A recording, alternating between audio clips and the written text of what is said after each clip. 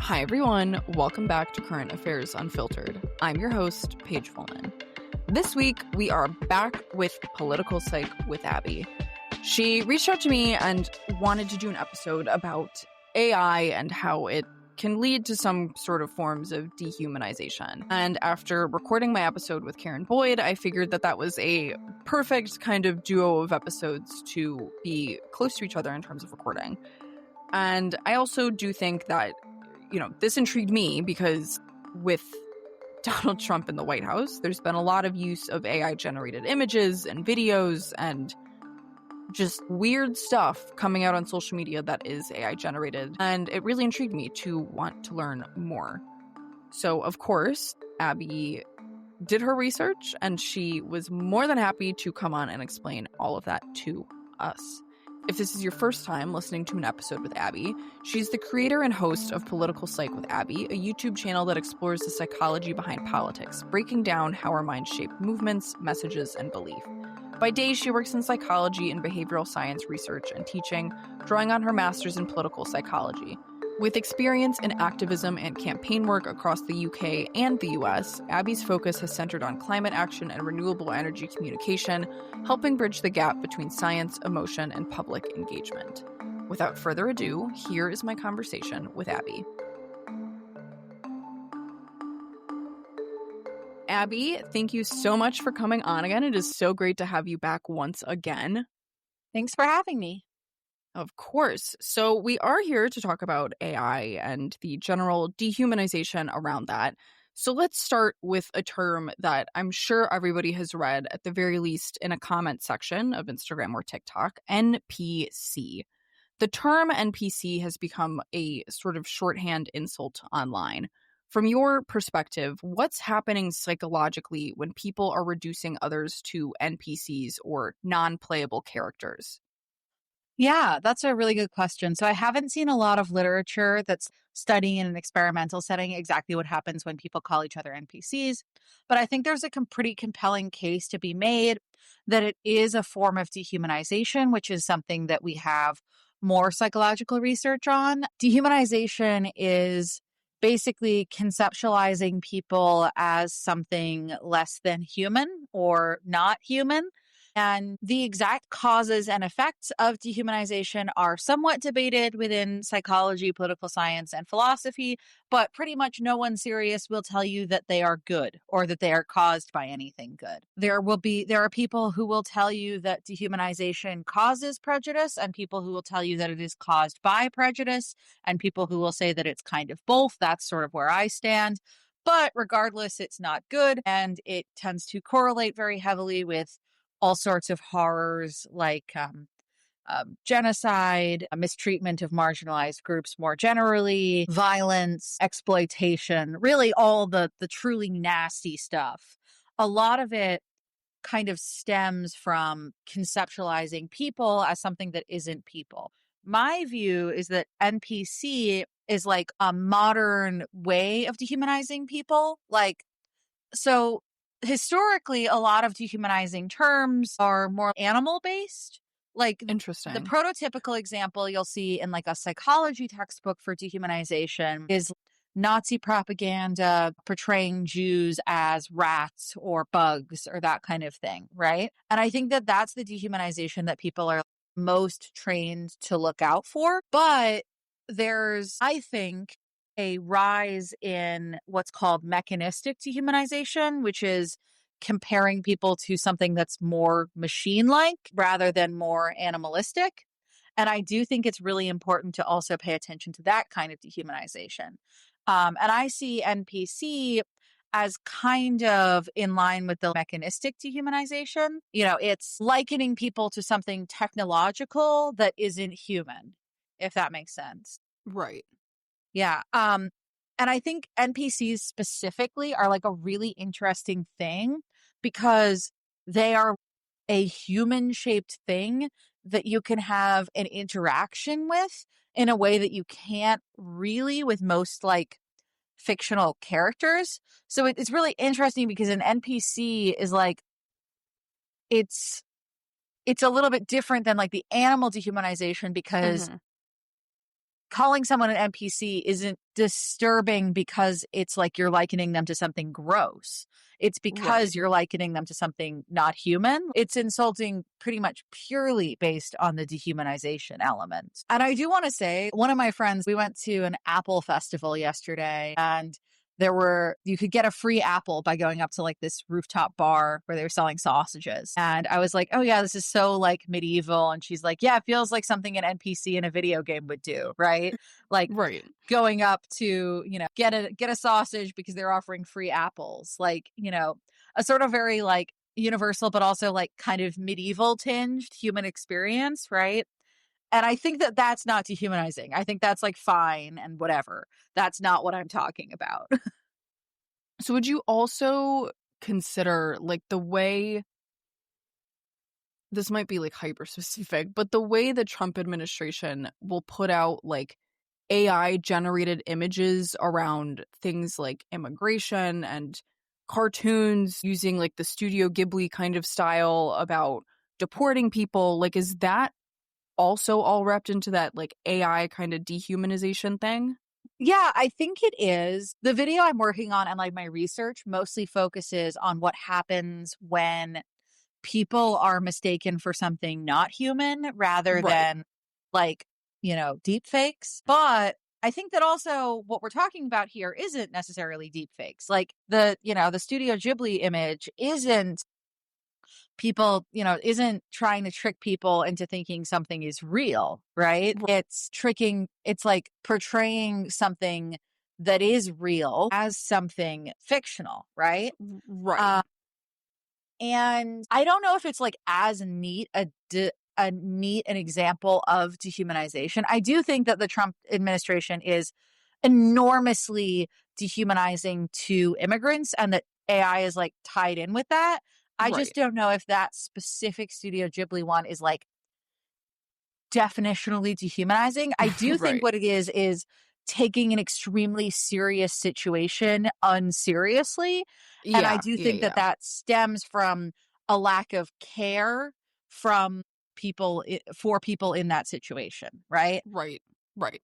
And it stems from hatred, but not all hatred is dehumanization, and some will at least argue that not all dehumanization is hatred. So like it's definitely tied in with it, but it's not necessarily like the neatest possible example.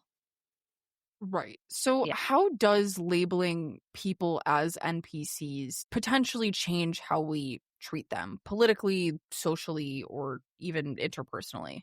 Yeah. So I think a big part of it is we do have evidence that people treat other people differently, that people act differently in interactions if they think that they are interacting with a person versus thinking that they aren't interacting with a person.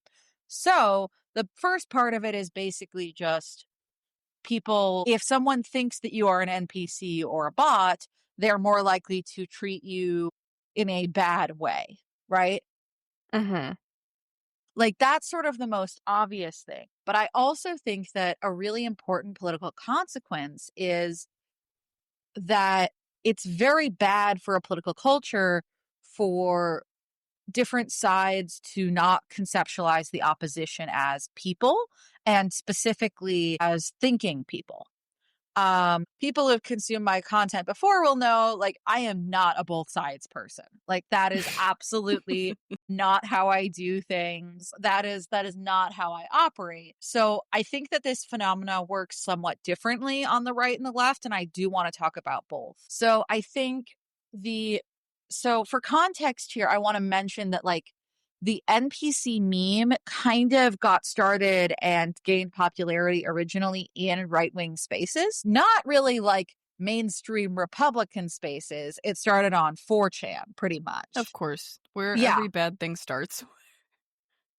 Yeah, I mean not everything. Like I don't want to be, I mean I think that, there are things that have that, you can't blame the internet for everything, but this specific Right. thing did start on 4chan. And it wasn't initially totally political. You get this idea of like, and I honestly think a lot of it stems from just like loneliness and alienation from like 4chan users. And so this idea that like other people are just NPCs, which I also think is like really toxic in ways other than politically, Right.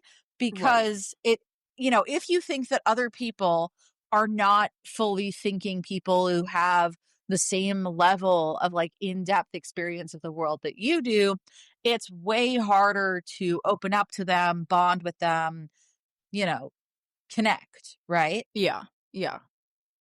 And I do think that that lack of connection does get very tied up with politics, especially like men's right wing politics. But I don't think that it's anything that like the left is immune to. I think that the lack of connection is a really sort of society wide problem. Yeah. I just think it manifests differently and, in my view, more dangerously from the right. But what I was going to say is, so it starts on 4chan.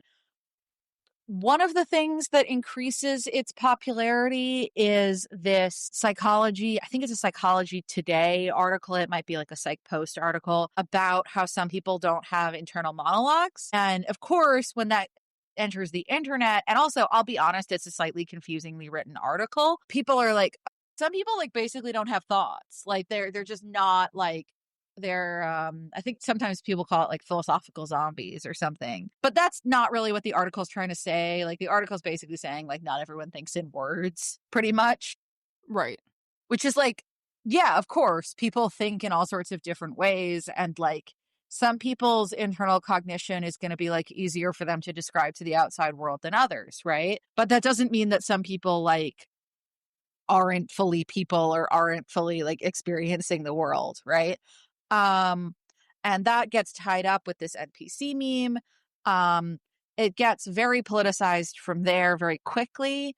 It becomes equated with having popular opinions. People are getting called NPCs for like being into Adele, because that's a very popular thing to be into then, especially. And I hate the whole like dunking on people just for having popular opinions thing. I mean, Right. I feel like Right. I did that maybe a little bit when I was like a teenager, not to this extent, but I'm glad I got out of it, right? Because like some things are popular because they're good. And even if they're not, like for the most part, let people enjoy stuff. And it's nice when a lot of people like an overlapping thing because it gives them something to form community around, right?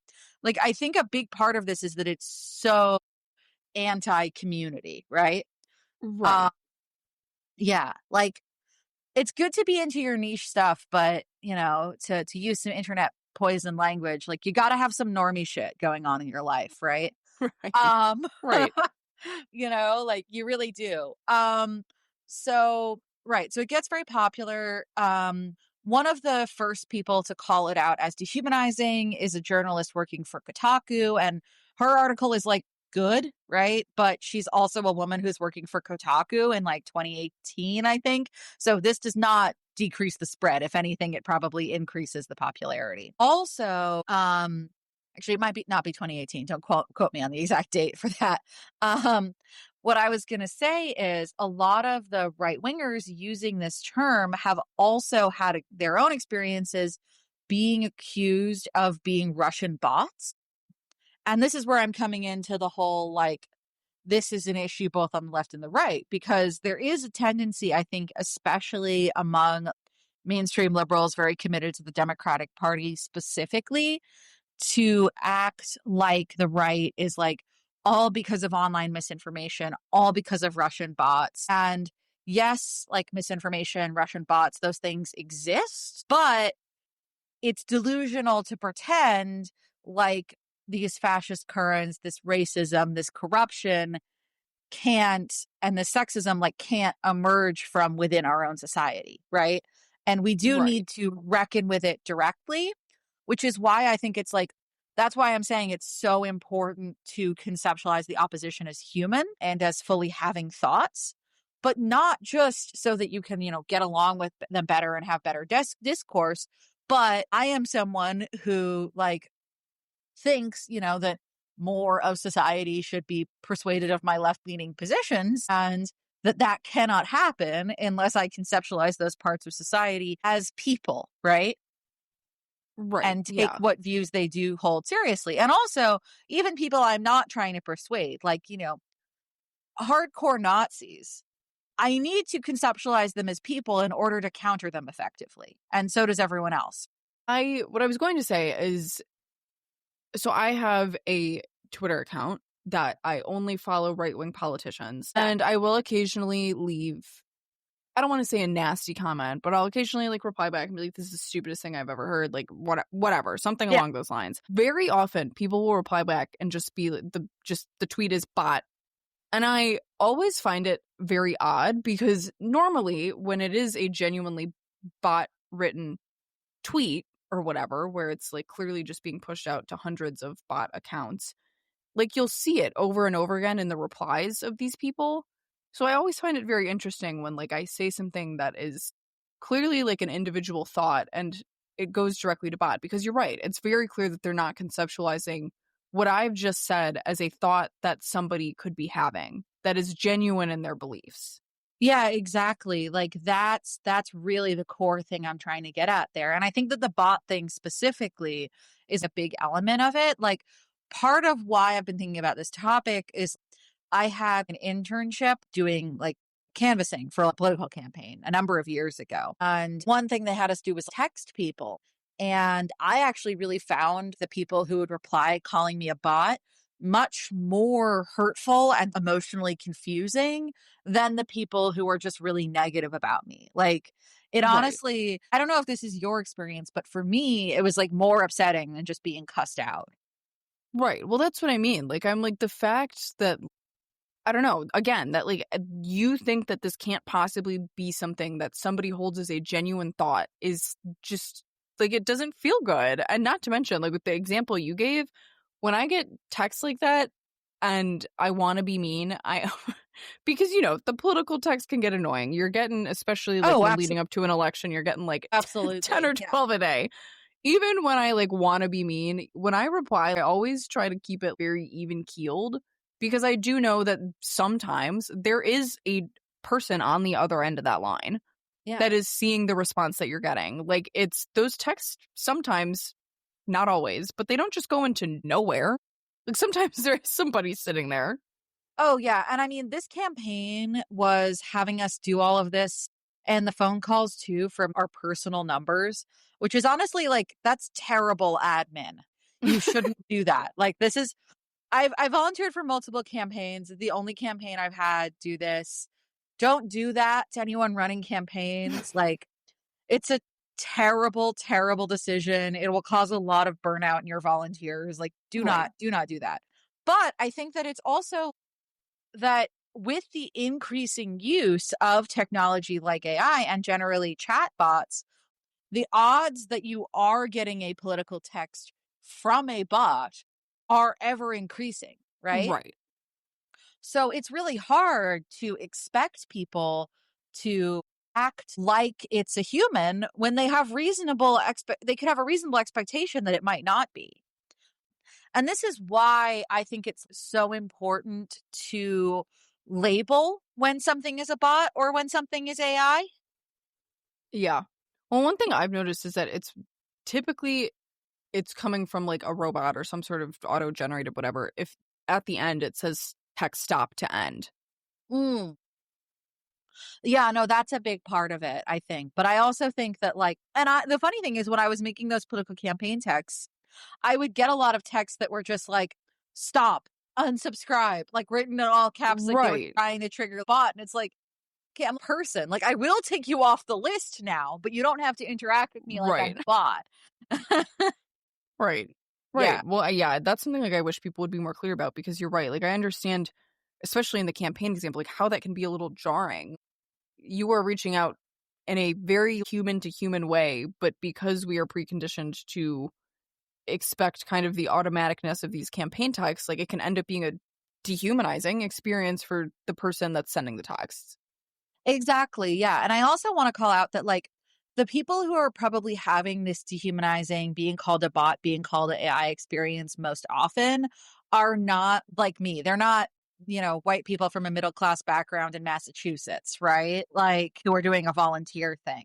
They're mostly, like marginalized workers in the global South who are doing customer service or Right. moderation or, spamming people. And spam is a whole other set of horrors because it turns out that there's a lot of modern slavery associated with that. But that's a whole other topic. And then also, a lot of AI tools are built using ghost work, which is this idea of work that's hidden and is said oh no, this is actually AI, when it is actually someone, usually in a developing country, labeling things, doing things watching through a camera, doing moderation. A lot of these things that are supposedly these really high-tech tools are tools that split up work into little increments and then are able to dispense it to someone who's paid very, very poorly. And also, a lot of these ghost work systems are deliberately dehumanizing of ghost workers. Some of the systems are literally built so that people who are using ghost workers as tools are encouraged to view them as almost chunks of software and refer to them by ID numbers rather than names. It's like Oh turning a my person into a God. widget. Yeah. Hate everything about that. Yeah, isn't that terrible?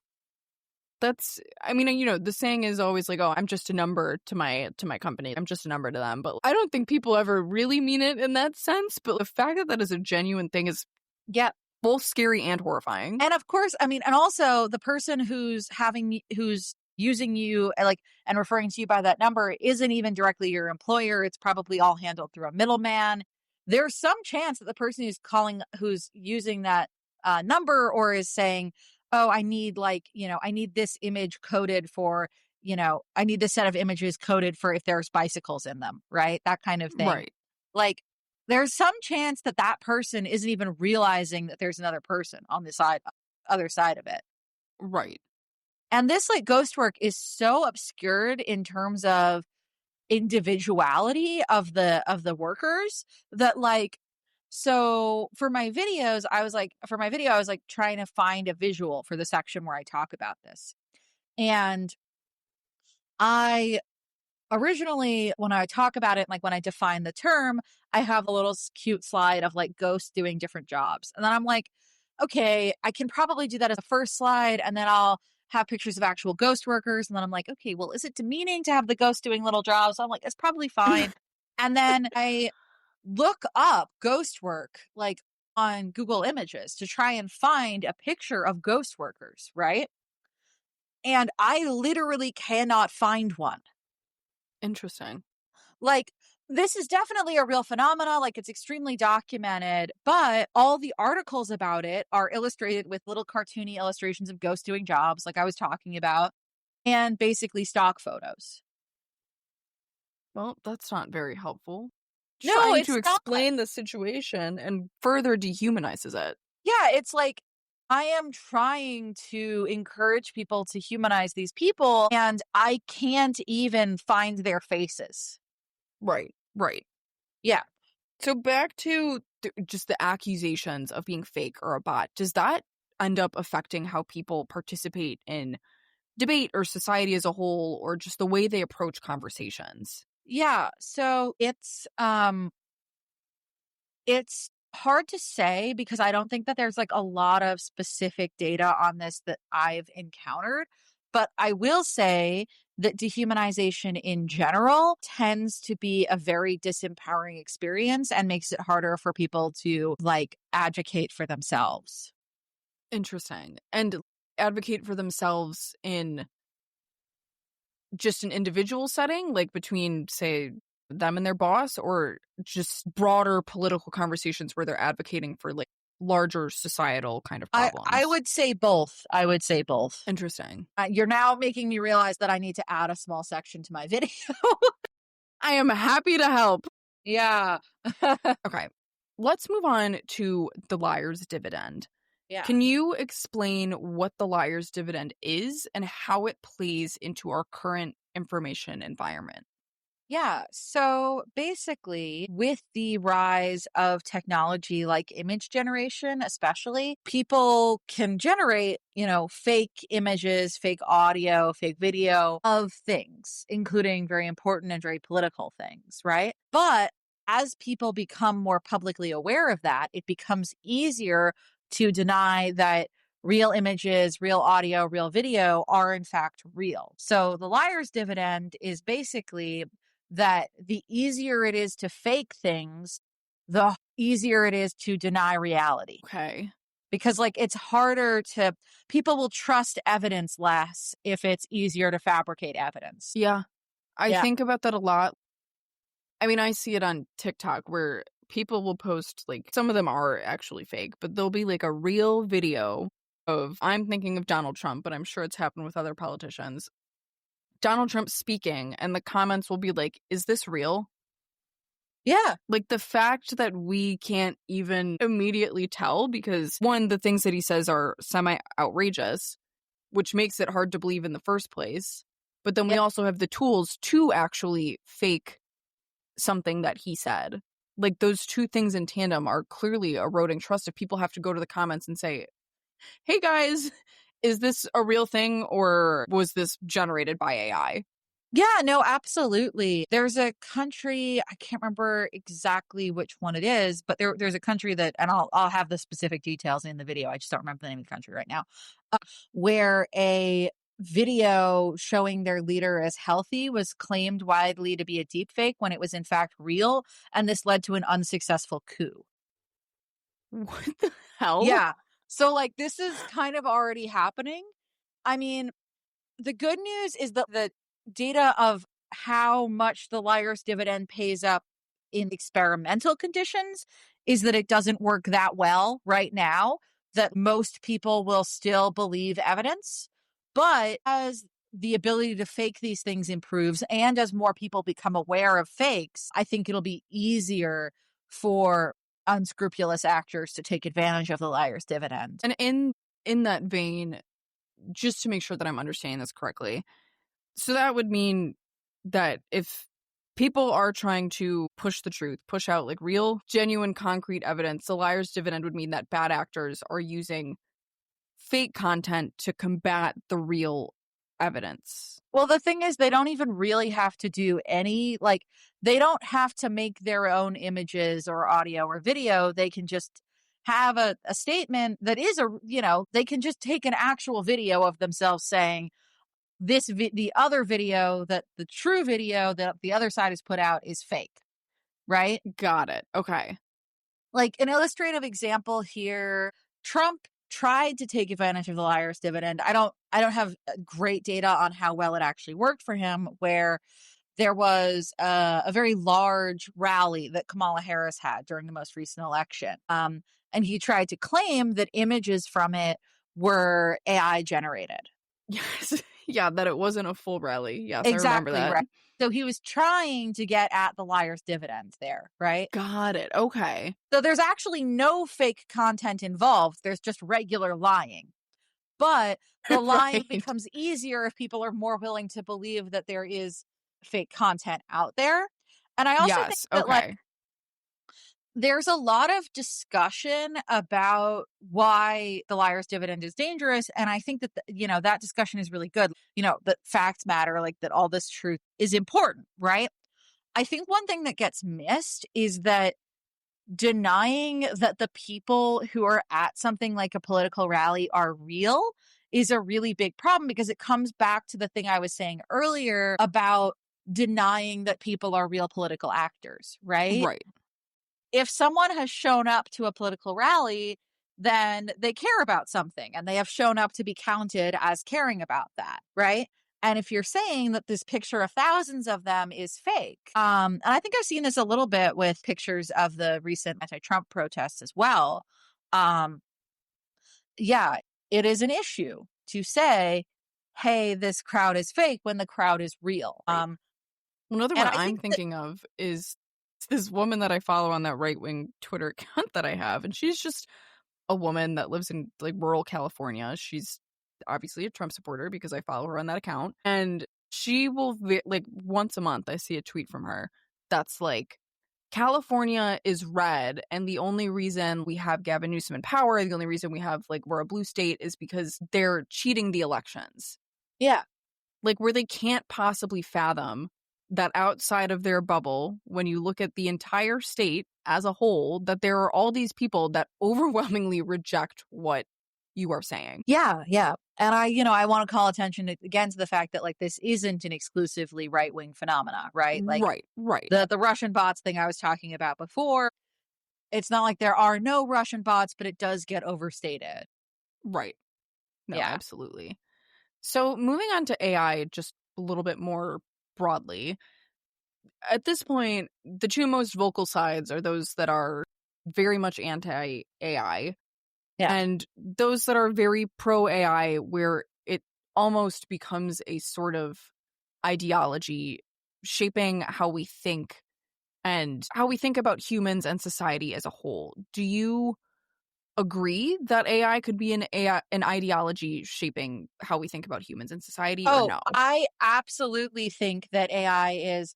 I actually am going to go as far as to say that I think that what gets clumped as AI is primarily done ideologically rather than um, rather than based on what the technology is. Because I think that, like, Mhm. yeah, there are common technological traits that are like hallmarks of AI, but that doesn't that what gets labeled as AI is something else. I actually have like a really perfect quote about this. Just let me pull it up. So I have this quote here. So this is the first reference to AI as an ideology that I'm like aware of, but I think that there might have been ones earlier. But I think that this piece on AI as an ideology, like this specific article, should get more attention. It was written in 2020. So like this is something that people have been thinking about for a while. Not as many people as I would like, but that some people have been thinking about for a long time. So this is an article from Wired, from Lanier and Weil, who are both researchers at Microsoft at the time they wrote this. So like these are not like anti-tech people. These are like tech insiders, and they're Right. saying this. Okay. AI is best understood as a political and social ideology rather than a basket of algorithms. The core of the ideology is that a suite of technologies designed by a small technical elite can and should become autonomous from and eventually replace, rather than complement, not just individual humans, but much of humanity.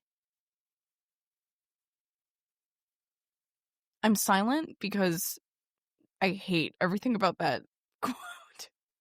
I know. Okay. Yeah, and to clarify, like Lanier and Weil are not arguing that's a good thing. Right. Yeah. But still, the fact that could be something that is genuinely held belief by people, like that's a little spooky, in my opinion. But I think that I'm not going to say that everyone who's working on AI thinks this way, but I do think that it is the core of AI ideology, especially like from the top of people financing it. I think that the very rich have a very, very warped view of how society works, and that the way AI is being pushed aligns with the ideology of the very rich and arguably of capital. I think that to some extent, AI is a desire to replace workers with like more just to save money, but also to be able to replace workers with pure capital in a way. I mean, in many cases, with energy and with water, because that's what AI kind of needs, right? And it's all, I mean, it is still tied into oil because the whole global economy is tied into oil at this point. And I'm going to put on my tinfoil hat environmentalist thing there. But it's true, by the way, like everything is just oil, like so many right-wing movements are just financed by oil and oil-related industries. Yeah. They're not disconnected. Right. Yeah. Right. I mean, I'd just love to crawl inside the head of somebody that is funding all of these advancements in AI and really understand what their motivation is, I guess. Because Yeah. people have championed these as tools of convenience, which, like, yes, they are. Something like ChatGPT, like, can be helpful. But what do the people that are developing it and pumping money into this, like, what do they really want it to be? What Yeah. is their end goal? I don't know. I mean, I do think that generally disempowering labor is something that is historically very profitable, or at least that Right. people who have a lot of Yep. money think is very profitable. That AI can kind of disempower labor in two ways. One of them is it can, and there are additional ways, but I think these are really the two main ones, is that it can actually replace some work, but even for work that it can't replace or it can't replace that well, you can threaten workers with, oh, you'll be replaced by AI. Right. Yeah. Right. So how does framing AI as a type of ideology affect our political imagination and what we as a society think is possible or inevitable? Yeah, I think that we need to realize that AI has like an ideological aspect. I think it can be applied in ways that are more societally useful, right? Mm. You can use it to, do early detection for medical things sometimes, and that's useful. You can use it to write some cool code. Like, I'm not 100% anti AI, but I do think, regulation is necessary. I think that part of it is AI ideology is a desire to sort of disregard people and to have Right. fewer people count in society. And that comes into the dehumanization thing I'm talking about. And I think that that's a really, really big problem. I don't actually think that the way to counter that is really through stopping the spread of AI. I think that the way to counter that is to change politics so that a person is valuable and a person has worth and should be respected and taken care of in society, even if they aren't incredibly economically valuable, if that makes Right. right. Like, I think that we can't continue to define humanness by usefulness. Mm-hmm. And I also think that the tendency to define humanness by usefulness is especially prevalent in the sort of elite subcultures in which AI is developed. And this is coming from a lot of personal experience here because, like, I grew up, my mom's a professor and she does a lot of things that involve tech people.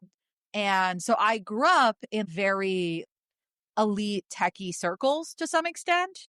Mm-hmm. That's not really the world I currently exist in most of the time exactly, but it is sort of a world I grew up in. And I noticed that even then, people who didn't have the skills that were valued in those specific communities were very frequently denigrated, not necessarily explicitly, but weren't really thought about and conceptualized well or valued very well. Like, I think, most people I knew because I knew, I didn't grow up around Peter Thiel, right? I just grew up around people who, some people who worked in Silicon Valley type thing, Right. right? Right. So what I'm saying though is like, there were, it was people who would be like, oh, yeah, of course I respect someone who is a plumber, but would also freak out if their kid became a plumber. You know what I mean? Right. And that Right. is a job that is actually useful. So, like, God forbid, that you try and figure out their actual implicit attitudes towards people who aren't useful, right? Um, Right. yeah, So zooming out a little bit to look at the bigger picture yeah, across all the themes that we've talked about: NPCs, bots, the liar's dividend, yeah. AI as ideology. What unites them all as forms of dehumanization? I think it's that they are tied into sort of our modern milieu. Like, they are the forms of dehumanization that I am most worried about increasing in our current society. Mm-hmm.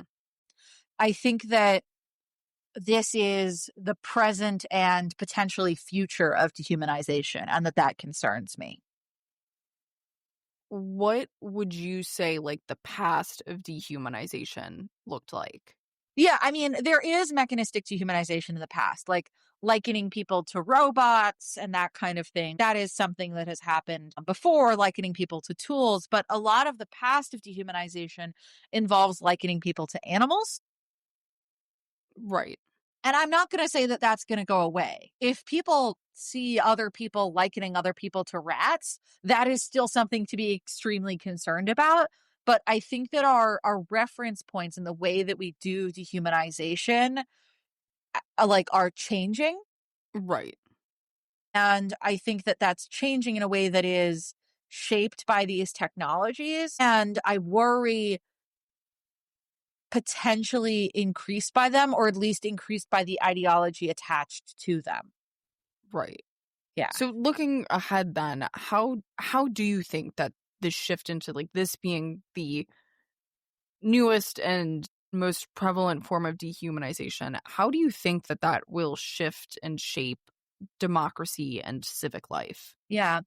So I don't want to say it's most prevalent yet because like I don't have data. And the increase is I'd mostly like, argue that that's what I'm seeing though most of the yeah, time. yeah, no, it does seem to be what I'm seeing. And the increase is also like, it's what I'm seeing. It's not what I have specific data on. But so in terms of like the effects on democracy, so I do think that we are likely to see this be the way that historically marginalized groups continue to be dehumanized, and that dehumanization of marginalized groups, especially immigrants right now, I think is extremely concerning. Right. I see like dehumanization it's a warning sign. It's a thing to watch for, right? And I think that the warning signs look different now. And I think that they look more like this NPC bot AI type stuff. I also think that like AI can be used to dehumanize people in work settings, right? And I also think that like you were talking about with Studio Ghibli thing earlier, that AI art is increasingly becoming the aesthetic of American fascism. Like I I'm had a absolutely, guy on my podcast who talked exactly about that, and that's worrisome. That's yeah. scary. And like I'm absolutely not saying that all AI art is fascist. I'm just saying that like that because different political movements get tied to different aesthetics, right? I will always remember when I was doing world history in like ninth grade, the teacher was like, and you can see correlational to the rise of fascism in Germany, all the minimalist Bauhaus fonts are going out of style, and you start getting the like really heavily serifed, like Gothic fonts. And I love a serifed Gothic font, but she's right, right? That is what the style of that kind of propaganda is. Right. So I think that that's like what politics look like, especially what right leading politics look like, is being shaped by this. And I also think it's a way of muddying what's a real person and what isn't, which I think is very useful for right wing politics right now. Yeah. And then I also think the thing I was talking about before about struggling to conceptualize a political opponent as a person is a really big concern. And I already see that like shaping discourse. And I think that that is different than historical types of dehumanization a little bit, Right. because you might call someone a rat to dehumanize them. You don't actually believe that they are a rat, like literally. Right. And a rat can't have an argument with you, right? Right. Versus a chatbot can have an argument with you. Right. Yes. Yeah. Everything about this is like hurting my brain. Yeah. Me Hate too. everything about it. One last question to hopefully we can end on a maybe semi positive note after this recording kind of chewed me up and spit me out a bit. Yeah. Do you have any hope that we can preserve or even strengthen human connection and trust in a world that is, frankly, at this point, saturated in AI? I think we can. I think that there are small ways to do it that are relatively easy and big ways to do it that are very hard, but that are related to the small ways. So, the small ways, I really want to encourage people to like hang out with their friends and family, and also just hang out in public, take art classes, join community sports, look out for your neighbors, cook food, like just anything that like keeps you in touch with reality and keeps you in touch with the other people around you and the people you care about. You just want to do everything possible to not believe that you're the only real person, right? Right, right. So human connection, I think, is really everything. I also think it's important to like have a lot of human connection that isn't economically mediated, Mm-hmm. to have a lot of human connection that you are not paying for and that no one is paying you for, right? And to detach oneself from like work as one's only worth, I think is also really important Yep. because the economy is really fucked right now. And I mean, some of that has to do with AI, some of it doesn't. But I really don't want people to like lose their sense of self-worth because of it. And I do see that happening to people. Right. And also There's like a couple people in my life where like I'm very firm on my work-life balance. There's a couple people in and around my circle that'll be like, I don't understand how you could do that. Your work lets you do that. Like you should be doing this, this, and this. And I'm like, my work is not my entire life. That exactly. is Yeah. that is a paycheck that I use to do the things that I really want to do. Yeah. And I also think though that it's important to like make a world materially where people don't have to be defined by their work, right? So Absolutely. Yes. this is me saying universal health care, labor unions, we should probably not be completely capitalist. Right. And those are like the bigger things that are harder to fight for. But I think that building that community is an important element of that. I think that that people that like there's a lot of thinking of like activism is this, this, and this, but I think it's also like, you know, inviting your non-activist friend to come to a protest with you, but you have to be genuinely friends before that can happen, right? And you Right. shouldn't just be Absolutely. friends because you want your non-activist friend to come to a protest with you, right? Right.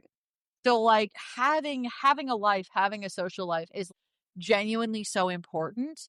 And I also think that we have had too much of a shift towards people like, you know, protecting their own peace, if you get what I mean. Like Oh my God. Yes. I think we need to be willing to let other people emotionally rely on us and to emotionally rely on other people Mm-hmm. because people are never going to stop having intense emotional needs. And the less we can rely on each other, the more people are going to have to rely on things that could be monetized, a lot of which are going to be like chatbots and stuff, right? And so I think that really that human connection element, but also creating a society that fosters that connection better Right. is really important. And like doing things with your life that you care about. For me, the stuff that keeps me going, other than my human connection, the stuff that keeps me going is making art and cooking food. Just like Right. stuff Yeah. that keeps me grounded, I think is really important. And like having stuff that you're passionate about that isn't something you're trying to monetize. I was Right. also going to give a book recommendation. Love to hear it. Okay, Yeah. So let's this get is into it. this is me recommending utopian fiction for dystopian times. Um Okay. So I want to recommend Ian M. Banks's Culture series, which is like actually pretty AI positive, but it was written a long time ago. Banks has unfortunately been deceased for a number of years. It's basically about like a semi-utopian future society where super intelligent AI lives alongside people.